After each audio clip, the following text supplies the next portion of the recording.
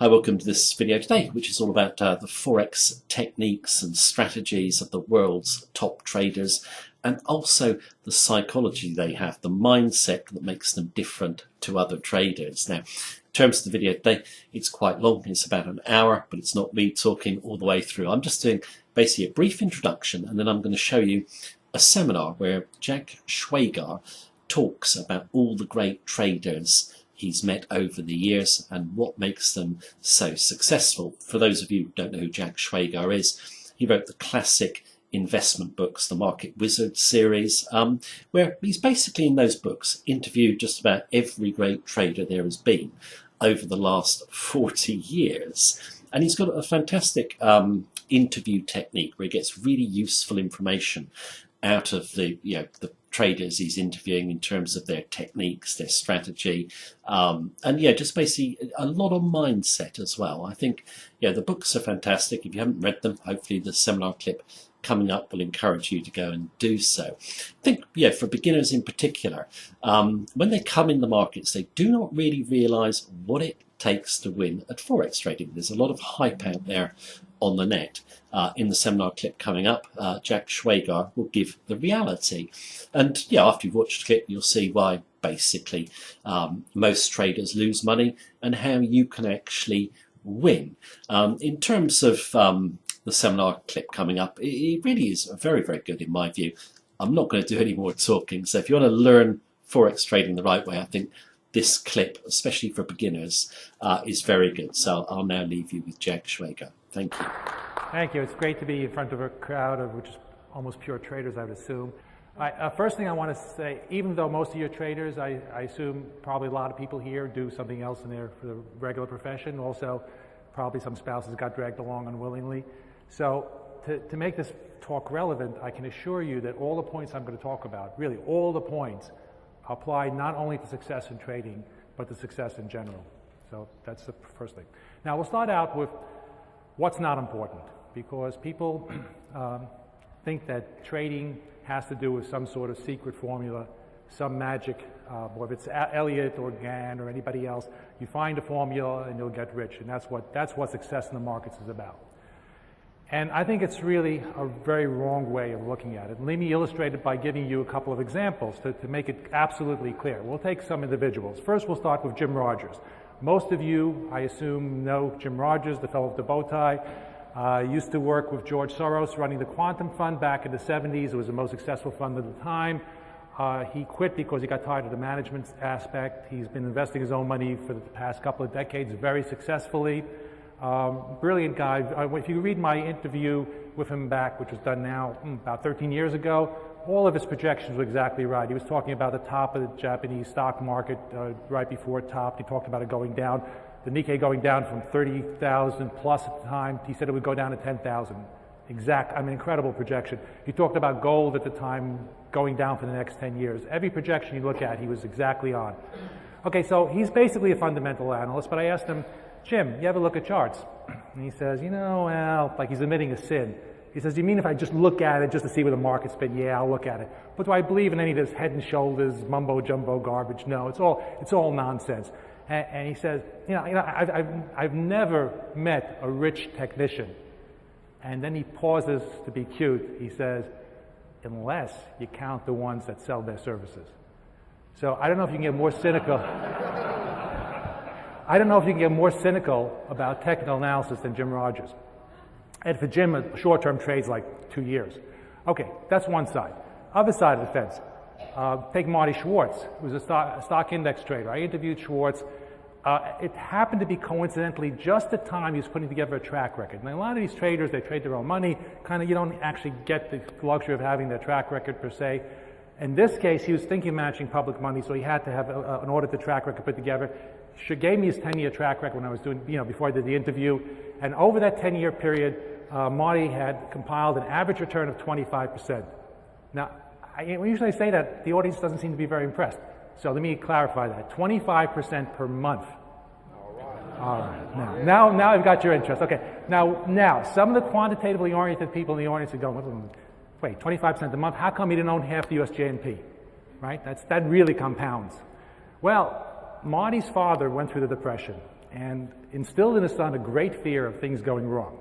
So Monty, even though, and this you can go back, you look at he was doing these trading contests with real money, not these hypothetical contests. He's putting in $400,000, turning it into $1.2 million in 4 months, going back, putting the profits in T-bills, going back to 400. And he kept on doing that for 10 years. He kept on going from 400 up to over $1 million and back down to 400, and kept on putting the money into T-bills because he had this fear of something going wrong. So that's why he still made a lot of money, but it didn't compound to God knows how much. Anyway, Monty, talking about technical analysis, is paraphrasing people like Jim Rogers. And he says, I never met a rich technician. You know, what a stupid, arrogant type of attitude. He said, I spent 10 years on Wall Street as a fundamental analyst. I lost money every year, and I got rich as a technician. So you really can't get much more different than that. And I'll give you another slant like Marty Schwartz. And this is a fellow by the name of Ed Sakota, who would be totally unknown were it not for my first book. I mean, I had never heard of him.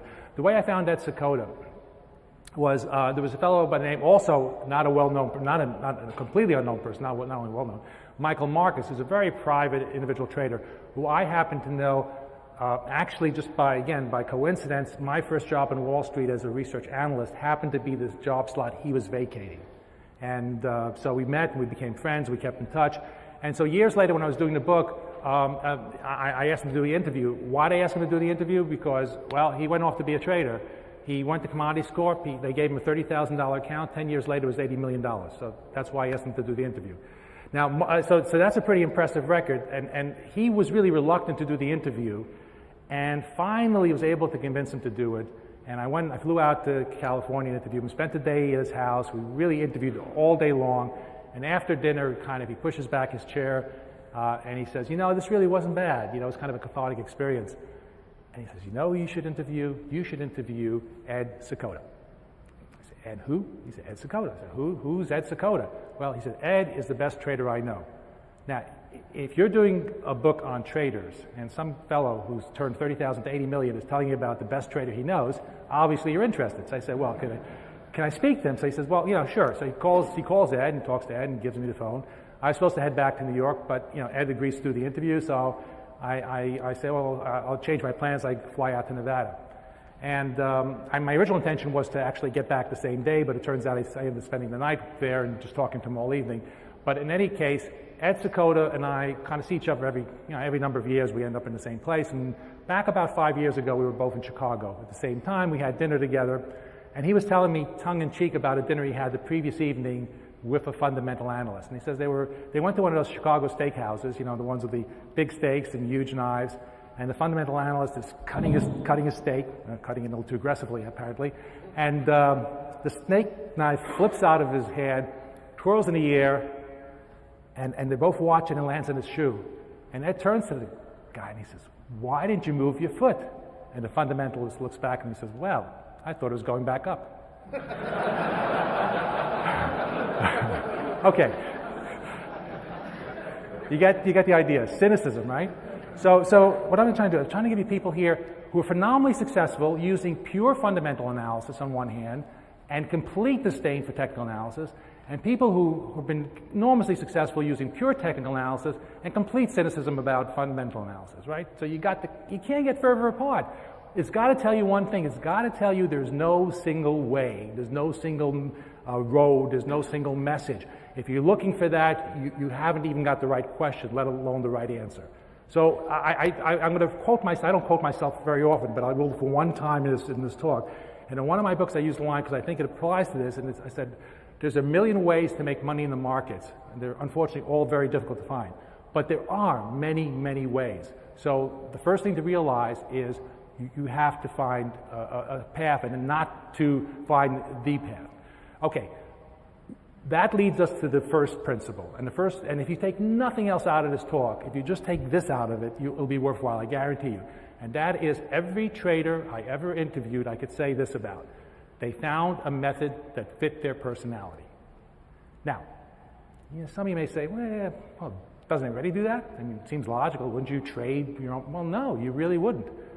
Think about it. And those of you who are traders, you probably can think of examples right off the bat. But I've known certainly traders who may have had, let's say, a good knack analytically and could have done really well putting together some systematized approach and traded it, but no, too boring. or no, they have to second guess it, or no, they have to be more involved, or it's too slow, or whatever. Or you have traders who are really good on the floor, they got the real instincts, but they get tired of all these fellows up in the office trading 10 times as much as they are in all these markets, so they want to be one of those guys up in the fancy office and so on. And they go do that, and they become a mediocre trader off the floor. You constantly have people doing things which are not fitting to their personality. Now, let me illustrate what I mean by trading to fit your personality. Again, let's take specific examples, specific people. First, we'll take Paul Tudor Jones. Paul, one of the great future traders, of our time, and particularly in his initial years when he was managing small amounts of money, just had some incredible, a decade, 10, 15 years of incredible performance. When I interviewed him, he said, come to my office at 2 o'clock, And I said, I knew he's an active trader, so I said, well, Paul, I can come after the market close, no problem. He said, no, come 2 o'clock, it's fine. Okay, come to his office, big office, screens all the way across the walls. He's got speaker phones that directly connect to the floors. He got regular phones. He got people bringing him messages. He's yelling out, sell 300 March S&P, buy 500. All during the interviews, selling and buying, and people, and phones are ringing, and everything's going on. He's looking at the screens, and he's doing the interview, okay? So I kind of say, like watching Paul trade is sort of like watching a professional tennis player on speed or something like that. I mean, he's just like really active and aggressive. That's Paul. That's his style. That works for him. Let's take another picture. Gil Blake. Gil Blake is a mutual fund timer. When I interviewed him, he had a 12-year track record, average returns of about 45% per year, very steady. His worst year was like plus 35. His worst was plus 35. His best was about plus 55. Never lost more than 5% from a peak to a valley. Very, very consistent trader. What did he do? He actually, interesting way he got into the markets.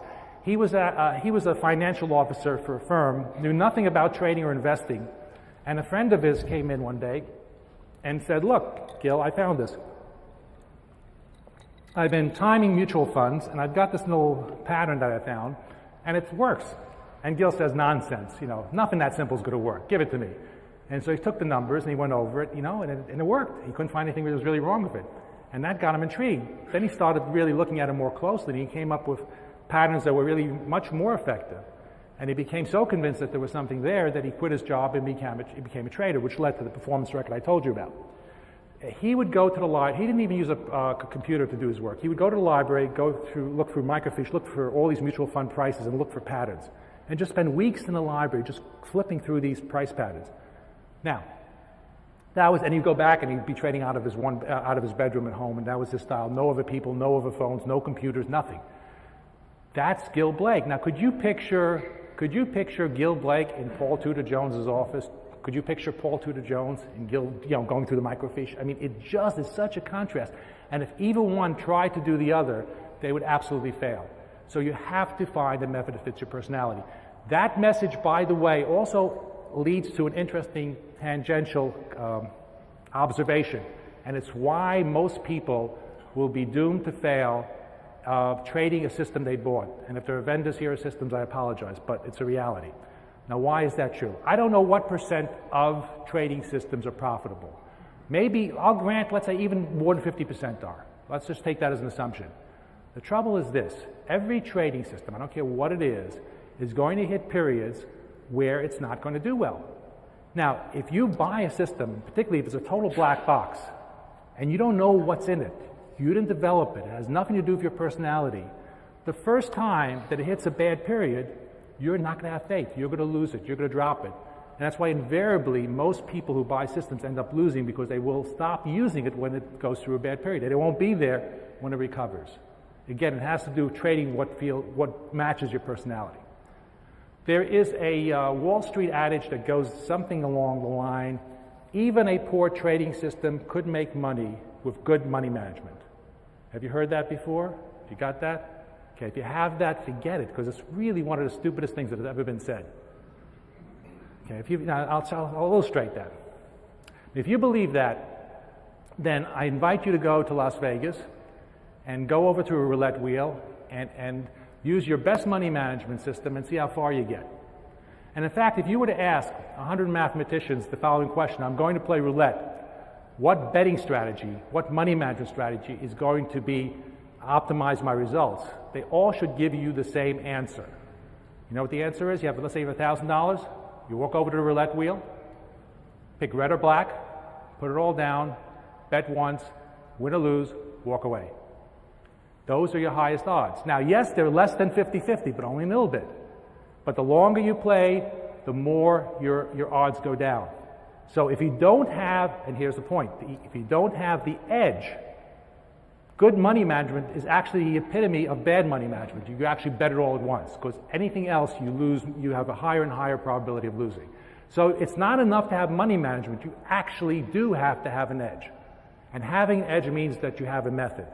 No trader I ever interviewed, when I asked them, how do you do what you do, some explain it actually very, very explicitly, some more generally, but they all have some specific type of approach.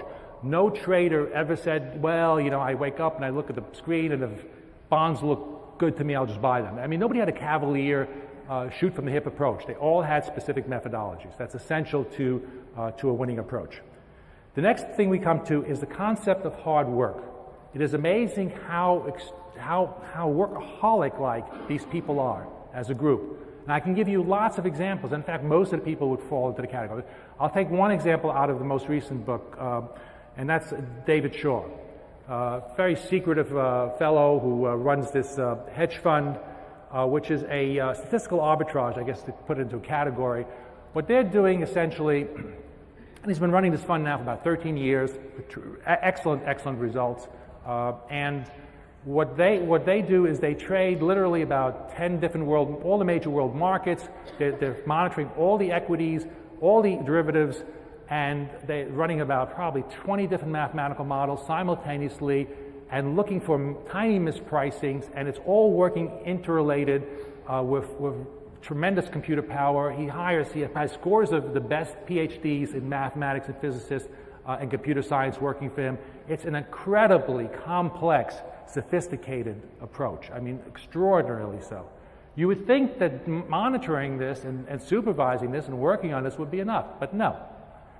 David Shaw, over the years, has also been developing companies.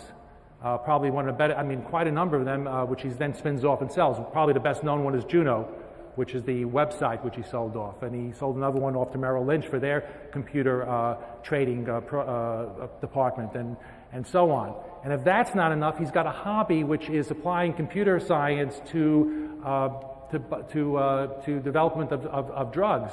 And so he's got two companies where he's involved heavily in that, and he's reading all the periodicals in that industry. And if that weren't enough, when Clinton was president, he was advisor to Clinton, and he chaired a committee on education and science. And you think, and I asked him if he ever takes vacation. He says, well, not really. And if he does, after 3 hours, he has to go back to work. That's David Shaw. And he's really kind of typical of the person that is really successful. And I said there's really lots of types of examples. I'll give you another example. John Bender was an options trader I viewed in the last book. He would be trading options both in the U.S. markets and the Japanese markets, and he would be up and trading and watching both of those markets. And they're completely different. They're 12 hours apart. You figure out when he sleeps and does anything else. Okay, so that gives you kind of a flavor of what I mean by hard work. Now, the irony here is, why do most people get involved, or the general public, why is the general public attracted to markets and trading? Because it seems like an easy way to make a lot of money. And the irony is that people who are really successful are tremendously hard workers, and people are attracted to the markets because they want to make money easy. That leads us to the following paradox. You'll grant me that no sane person would think of going into a bookstore, going to the medical book section, finding a book titled How to Perform Brain Surgery, studying it, and going in Monday morning and believe that they could perform successful brain surgery. I mean, no sane person would think that way, granted. However, how many people do you know who would think absolutely nothing unusual about going to a bookstore, walking to the business book section, buying a book called How I Made $2 Million in the Stock Market Last Year, and think that after the weekend of reading this book, they can go in Monday morning and beat the professionals who have been doing it all their lives with all the support and all the experience they have? Right? I mean, it's really the same thing, but yet Yet most people see nothing odd about the second approach.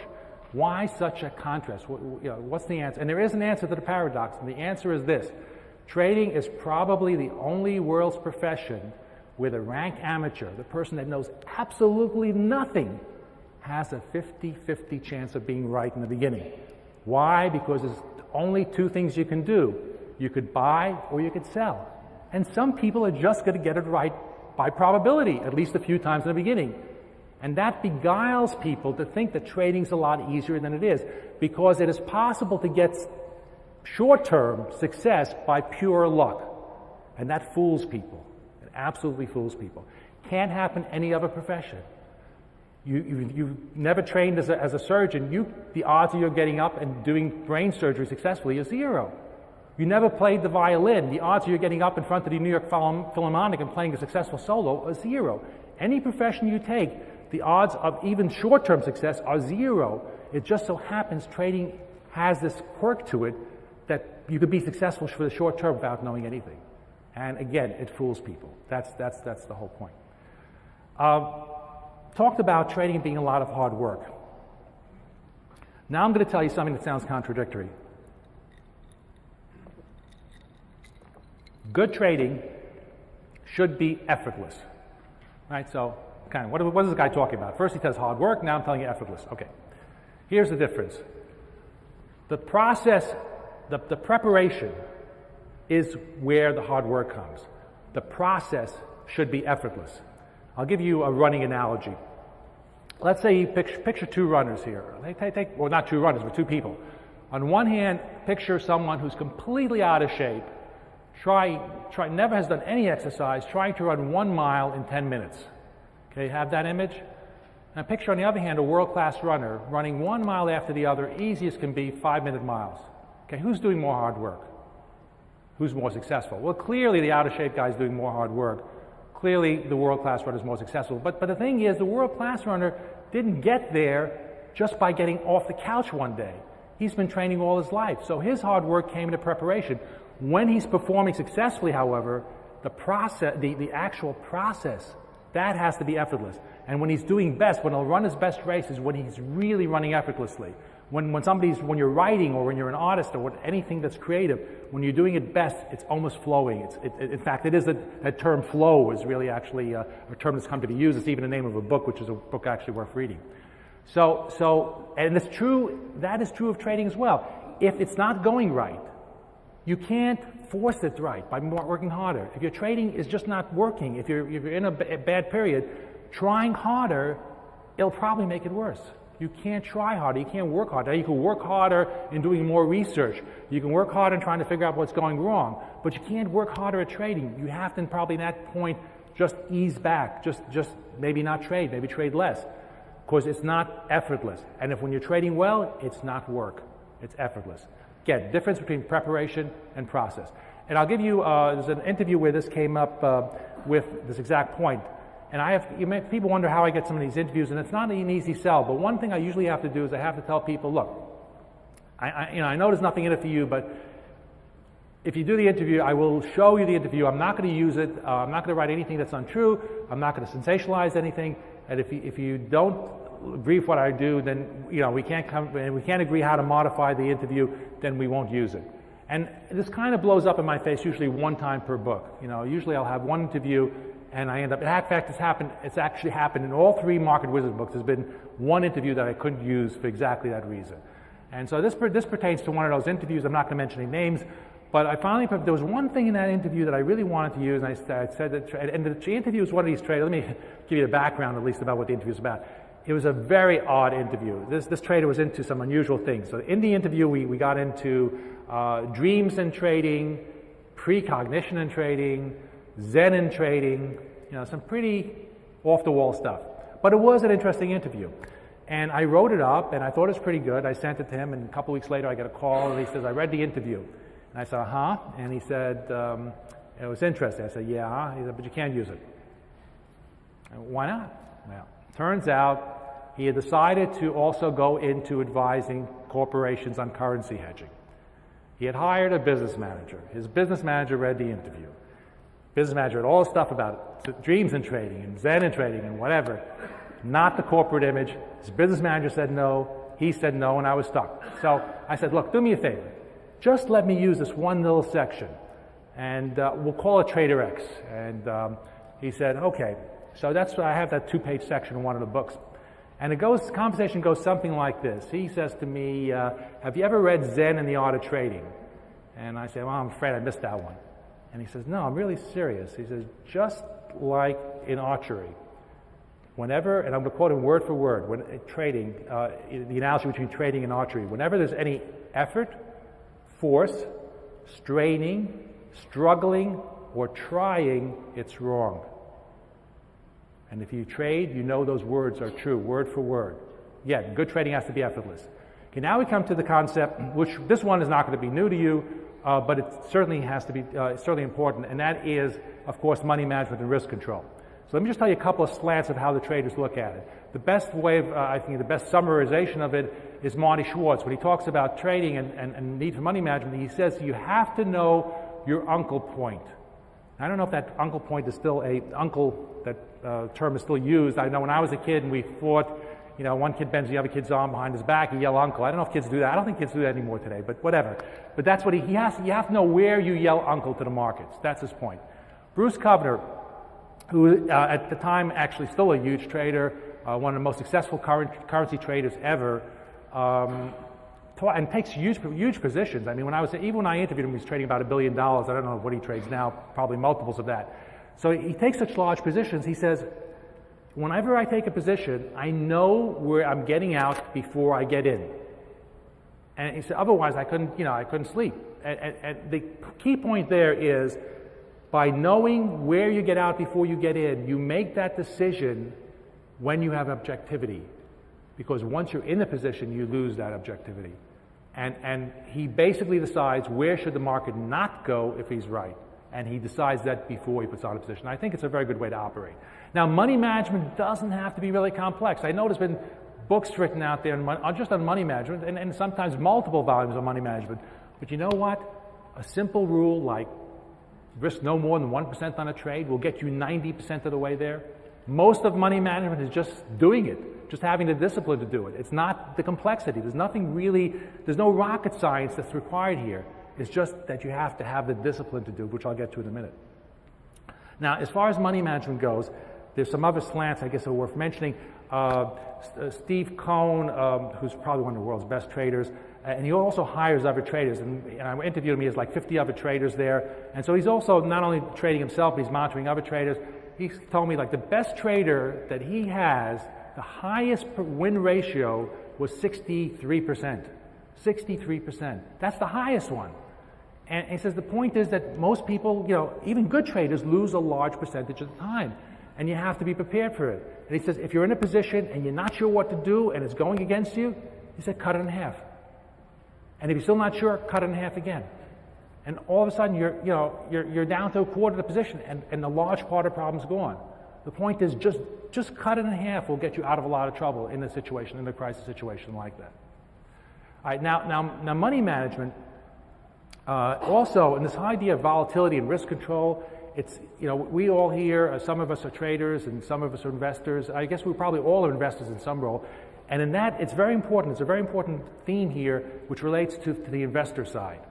And that is, a lot of people think about volatility when they're investing, whether, they take higher risk investments, whether it's with a manager or with an individual equity or whatever it may be. And they'll say, oh, well, I'm willing to take the higher volatility because I'll get that higher return. And I can take it. I'm tough. I don't mind the 30, 40% drawdown. If I can get that 50 or 60% return, I'll live through the 30, 40% drawdown. Well, you know what? They won't. I've been there. I mean, I've worked for brokerage firms for over 20 years of my life. And I've sometimes in a role of looking at managed accounts and analyzing what happens. And I can tell you at one time when I did this study at one brokerage firm, when I was kind of working towards picking different CTAs for the firm and monitoring them, I did a study where I looked at the results. There was a statistic that was reported, which was the percent of investors who closed out their accounts at a profit. And I remember quite clearly seeing a number of times that the CTAs had less than 50% of their accounts closed profitably, even when they had all winning years. Think about that. That's because, what do they do? What are the investors doing? They're going in after the CT has a good run, and then they're dumping it on the drawdown. People who say they can stand a 30% drawdown start sweating bullets at 10%. That's the reality, and you have to be aware of it. And the importance of that is that you won't be around, that investors are not around to get, even if the manager comes back, or even if the investment comes back, they're not there to realize the gain. So that 50% return, that 60% return, it won't be there because what happens is people get out during the drawdown phase. And instead of a 50, 60% return, they end up actually with a net loss in many cases. So that is the real danger of volatility. Now I'll give you a story that relates to that.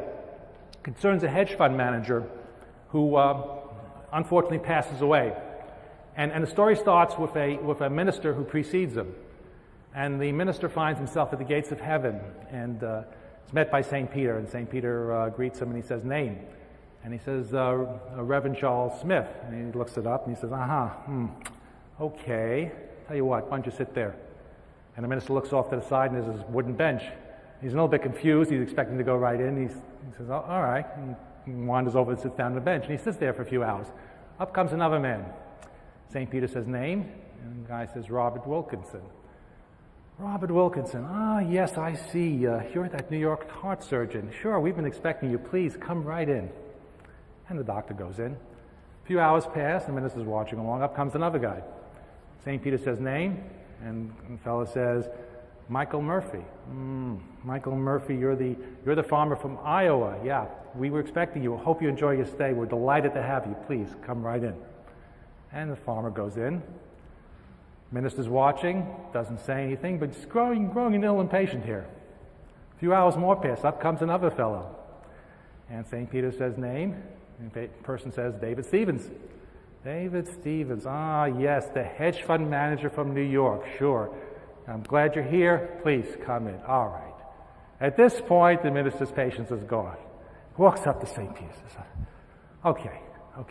The doctor, I got that. He saves lives, he goes in, sure. I understand, makes all the sense in the world. The farmer, all right, honorable profession, hard worker, helps feed people. I can understand that, he goes in. But the hedge fund manager, how come he waltzes in and I get to sit on a hard bench? And St. Peter says, I was trying to be tactful here. Didn't want to say anything. But the truth is, when you gave your sermons, your congregation slept. Up here we go by results. When he traded, his investors prayed.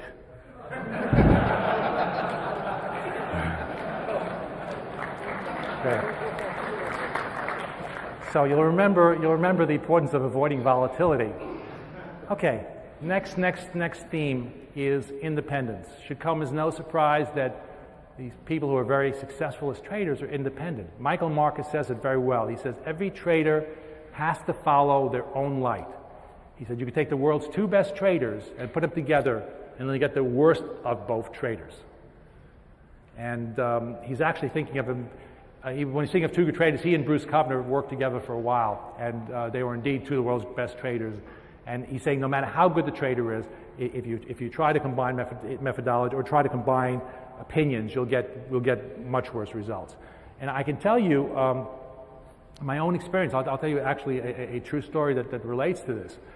And it's absolutely true, because it sounds, when I tell you this, I know you're going to think that I'm maybe tweaking it a little bit to make it fit, because it fits so perfectly, but I tell you, all the events are exactly as they occurred.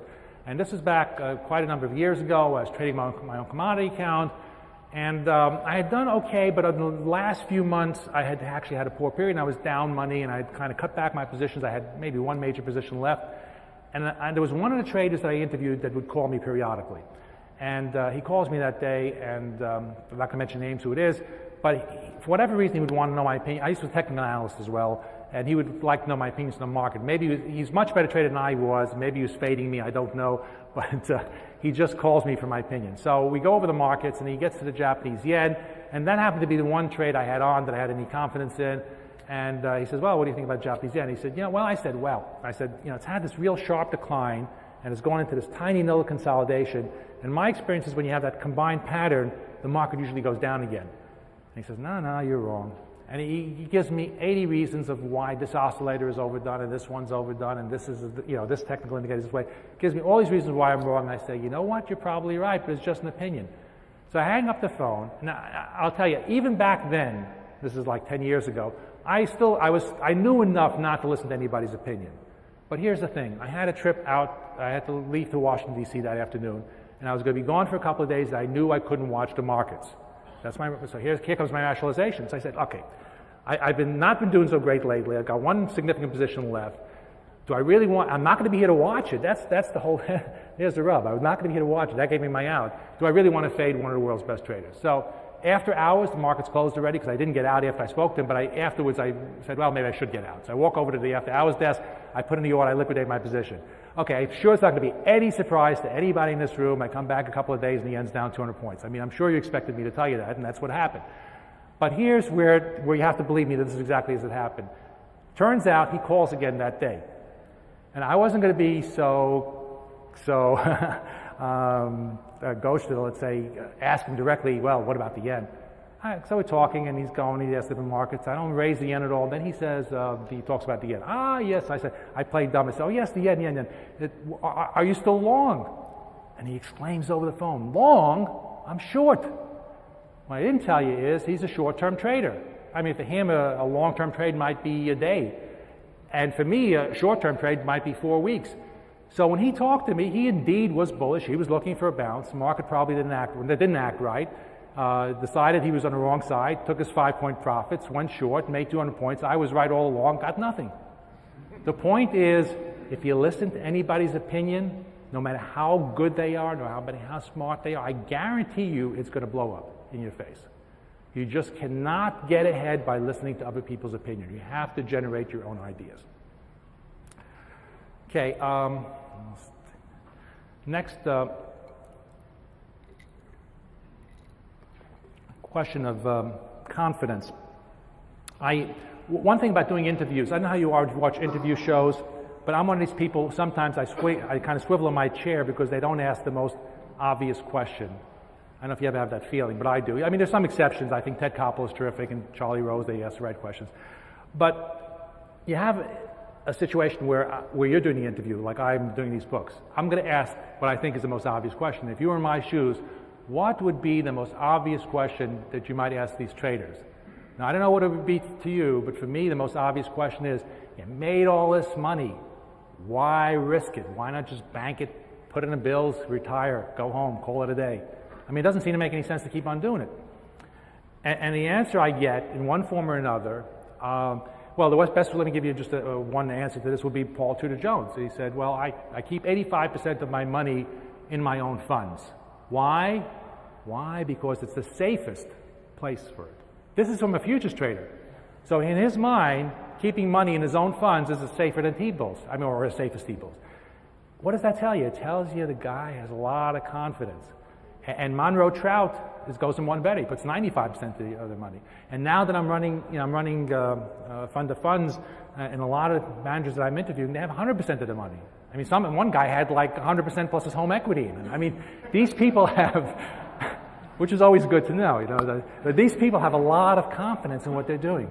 And which comes from, I mean, are they successful because of the confidence, or are they confident because they're successful? It's kind of a hard question to answer, but I can tell you this, that the one way to gauge it is whether you're going to be successful is whether you really have confidence. And often I'll speak to traders, and they, trying to find a methodology, or they're unsure.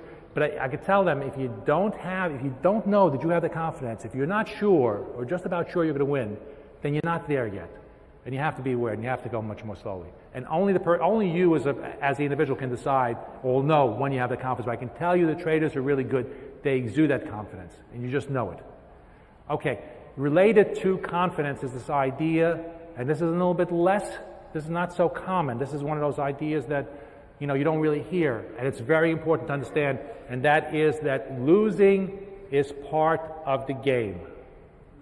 Now, let me illustrate that with a comment by Linda Raschke, who's probably a lot of people in this room, more people in this room will know Linda Raschke, I think, than most audiences I speak to. But Linda Raschke started out as an options trader on the floor. She had a horse riding accident and then ended up having to trade from an office, and she became quite successful trading from an office, and she's done both of them quite well. Linda said to me, "It never bothers me to lose because I know I will always make it back." Never bothers me to lose because I know I will always make it right back. Now, doesn't that sound like an arrogant comment, an egotistical comment? But if you know Linda, she's a very modest person. She's very soft-spoken. She doesn't make anything about what she does. That's not her at all. All she's saying is this: I've got a methodology. It's going to win in the long run. Along the way, there are going to be some losses. As long as I stick with the methodology and keep doing what I'm doing, I'm going to come out ahead. If I lose now, I'll win subsequently, and I will come out ahead. So that's all she's saying. She's saying that losing is part of the process, and you have to understand that.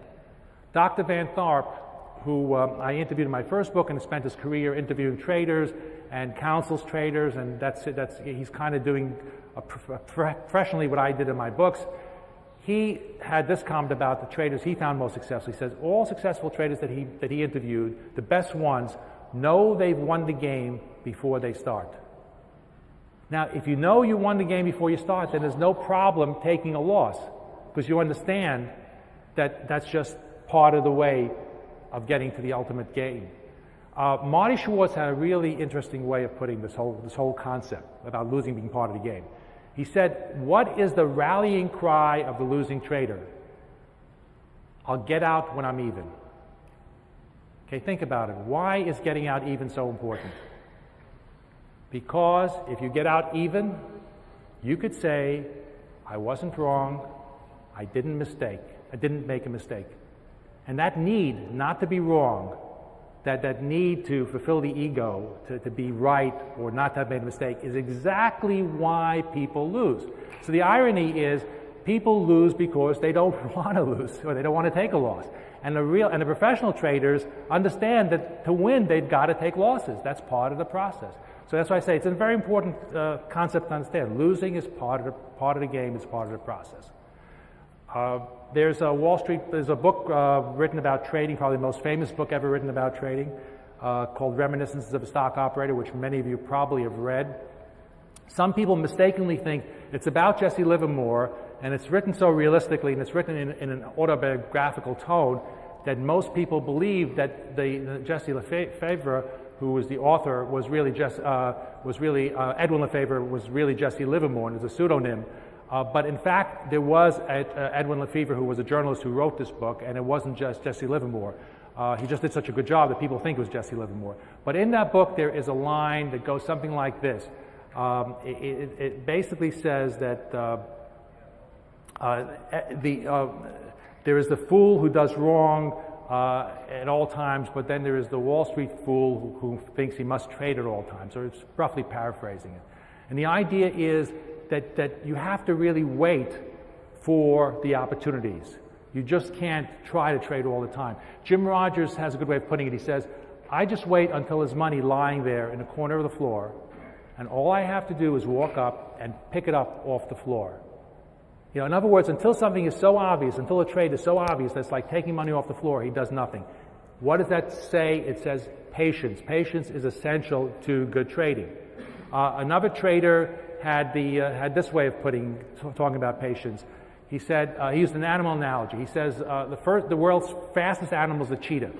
But what will the cheetah do? It won't just go chase after any antelope. It'll wait in the bush for a week until it sees a baby antelope, and preferably a lame baby antelope, and then it'll strike. And he says that's the epitome of a professional trader.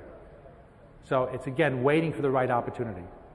Now, closely related to patience and getting into a trade is the idea of patience and staying in a trade.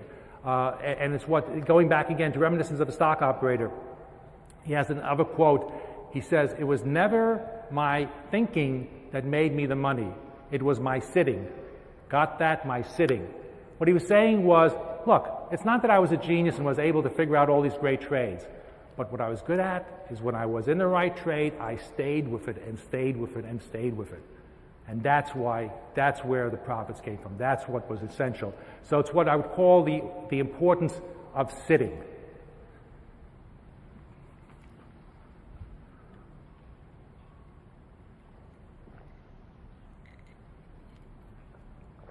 Now go to a fellow named Bill Eckhart who talks about this subject. Eckhart may not be that familiar name. He was Richard Dennis. Everybody knows Richard Dennis. Eckhart was Richard Dennis's partner, and when you read about the turtles and the turtles being trained and so forth, it was both Dennis and Eckhart who trained the turtles. It wasn't just Dennis. And Eckhart is a PhD mathematician. He's done quite well as a CTA over the years, and he talks about this concept. He says there's this adage, this Wall Street adage, that you never go broke taking a small profit. You probably have heard that one. And he says that's a really wrong-headed approach. Amateurs, he says, go broke taking large losses. Professionals go broke taking small profits. The message is, whatever your methodology is and whatever represents long or short, you have to allow the good trades to work to their reasonable fruition if you want to pay for the losing trades. So again, the importance, patience both in getting in and getting out. Next we come to the subject of loyalty. Now loyalty is a good trait, right? I mean, you want loyalty in friends, family, pets, nice trait. As a trader, it's exactly the opposite of what you want. You don't want loyalty as a trader. The best example I can give you concerns Stanley Druckenmiller. Stanley Druckenmiller, oh, and the date of this example, I'll give you the exact date. The exact date of this example is October 16th, 1987. October 16th, 1987. For those of you who are scrambling, I'll give you a hint, it's a Friday. Okay. On that day, Stanley Druckenmiller was at the time, Stanley, by the way, probably you know Stanley, but he managed to, he worked for George Soros for many years, and for many years ran the Quantum Fund. Even though people associate the Quantum Fund with Soros, for a large part of that time, Soros was spending most of his time in East Europe and the Soviet Union, trying to get those countries over to capitalism and so forth.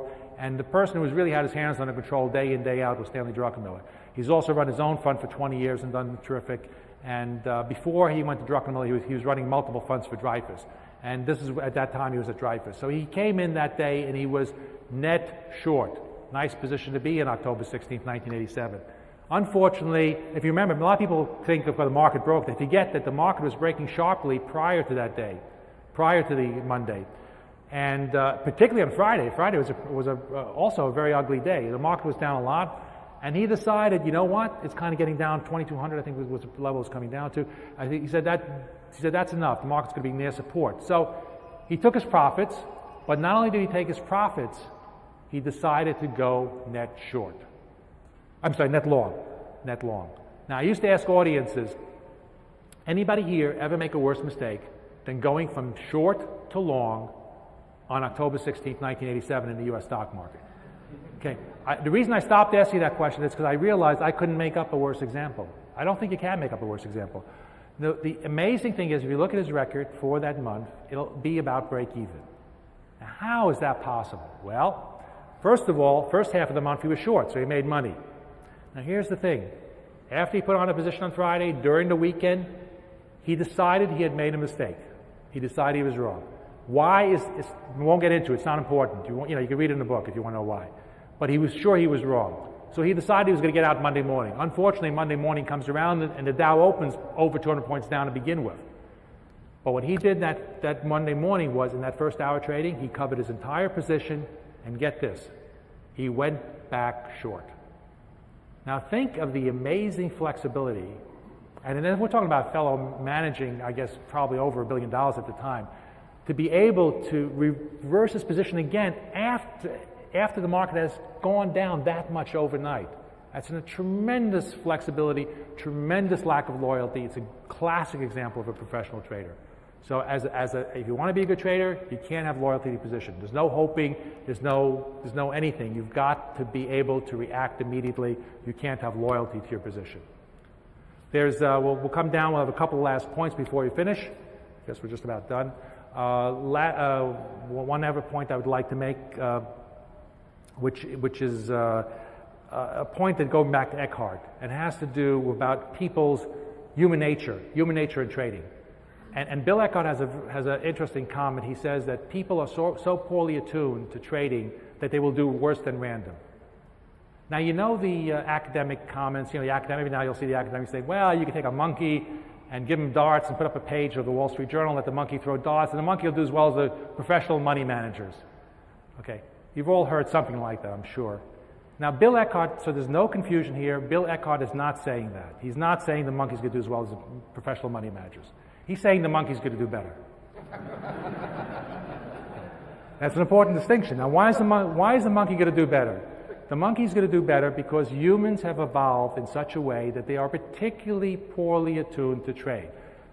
Humans seek comfort, whether it's food or shelter or sex or whatever, it's comfort. And you know what? Markets don't pay off for being comfortable. His point is markets pay off for being uncomfortable, for taking the uncomfortable position. And most people don't do that. They seek comfort in their trading as well. And that's why he says they're going to do worse than random, that you would literally, for most people, would literally make better choices if they threw darts. And examples of easy to find. Look, if you're in a position that's going against you, let's say, and you say, oh, well, I'll get out, but I'll give it another 3 days. You know, oh, good, I got another chance. Feels good. It's usually the wrong decision. Or you're going to buy some stock or whatever, and it's you're buying it, let's say, at a lowest point it's been in the last 6 months. Kind of feels good because you're smarter than everybody else who bought that stock in the last 6 months. So boy, aren't you smart? You got the best buy in the last 6 months. Feels comfortable. So a lot of these trades that are done, which come out of an emotion of seeking comfort when you get right down to it, are going to end up being wrong. It's also, by the way, for those of you involved in trading systems, this leads a lot of people to go wrong in developing trading systems. Because what do people do with trading systems? They will optimize and optimize and optimize until you get a really smooth curve. Now, doesn't that feel good to trade? Boy, you've got a curve here that's never lost in any given month, and that feels a lot better to trade than some trading system that has some wiggles to it. And the more you optimize, the smoother you get it. But the more you optimize, the greater the chances the system won't work at all. But again, it's part of this human nature seeking comfort. So we'll finish off this by one last point and then one last story. The last point is, look at the language of traders. They talk about, I've heard the description of talking about trading as a three-dimensional chess game, as Bruce Kovner's line. Jim Rogers talks about 10,000, it's like a jigsaw puzzle of 10,000 pieces, and they're always throwing in new pieces, taking out some pieces and throwing in new pieces. Another trader talked about trading being like his chart book. He passed his chart book. He says, it's like a treasure hunt. He says, every week I go through this and I look for new treasure. And what are those? Those are all game-like analogies. And that tells you something. It tells you that to them, trading is almost like a game. It's something that's fun and something they love to do. And that's the essence of it. Whether it's trading or anything else, I guarantee you, look around people in your life who are successful. And the one thing I'm sure of is they love what they're doing. It's true of trading, it's true of anything. And unless you have that love and passion, you're not going to be successful, and it's essential to be successful. So I finish off with the last story, which is just a personal thing, which I've given this talk. I really have given this talk a lot of times. I used to give talks on lots of different stuff, even fundamental analysis at one point, and certainly a lot of stuff in technical analysis and computer trading and all that stuff. But basically now, almost all the time, I'm giving talks on market wizards and this particular theme we just discussed. And there's a story which I like to talk about, which is about an economist who is in a similar situation as I am, and he's being driven to give a talk to an international audience, and he's being driven by a chauffeur, and he's in the back of the car, and he kind of sits there and he moans, and the chauffeur asks him, "Sir, what's wrong?" And the economist said, I can't stand to give this talk again. I must have given this talk 200 times. I'm just bored to death of it. And the chauffeur says, you know what, no problem, boss, I'll give the talk for you. And the economist says, well, how could you give this talk? This is a highly technical, sophisticated talk, and the audience is filled with all these PhD economists. He says, boss, I've heard you give this talk 200 times. I know it word for word, trust me. And he figures, what do I got to lose? So he puts on the chauffeur's uniform, the chauffeur puts on his suit. The chauffeur gets up in front of this audience of economists, and he gives the talk for an hour. He delivers it perfectly. But then he gets carried away. And he finishes his talk, and he says, any questions? And he gets a question, and he actually manages, and he gets another question, he does okay. Then he gets a question, and the fellow, I was very intrigued about your theory of synthesizing classical Keynesianism with monetaristic theory. My question is this, if you put it into the standard econometric framework, do you treat the monetary variables as exogenous or endogenous to the model? Chauffeur scratches his head and he says, you know, I've given this talk 200 times, and that has got to be the single stupidest, dumbest, most ridiculous question I've ever heard. In fact, it is so dumb, I'm glad my chauffeur answered.